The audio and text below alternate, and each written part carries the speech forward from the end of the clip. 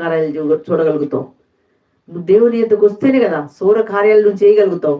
నీ సొంత శక్తితో సరిపోదు నా దేవుని బిడ్డ. ప్రభువు నీకు తోడే ఉండాలి. అనగదొక్కాలంటే నీ శక్తి సరిపోదు కదా నా దేవుని బిడ్డ. నేను చెప్తున్నా, మార్నింగ్ ఒకటి దర్శనం వచ్చింది కదా, అది మళ్ళా గుర్తు చేస్తున్నా ఈ గారితో. ఏమనంటే, పెద్ద స్నేక్ చూస్తున్నా అండి, మామూలు స్నేక్ కాదు, ఆకాశం అంత పెద్ద స్నేక్ కనబడుతుంది నాకు. 10-20 years బ్యాక్ ఆ పామును చూస్తుంటే అది గ్రీన్ ఆకారంలో పరలోకంలో ఉంది. అది అదేంటి ప్రభు అక్కడ ఉంది ఏంటి అని నేను మనసులో అనుకుంటూనే ఉన్నా. అది నోట్లోంచి కక్కేస్తుంది.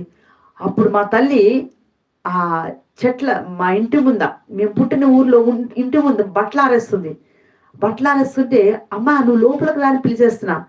ఏమ్మా ఎందుకు పిలుస్తున్నా అంటే, ఒక పైనుంచి నిన్ను చూస్తుంది, ఆ పాము కక్కేస్తుందమ్మా, అది పైనుంచి కక్కుతుంది, నీ మీద పడుతుంది రా అంటే పిలుస్తున్నా.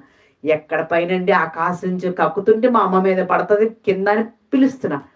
అది చూడండి, దేవుని యొక్క ఆత్మ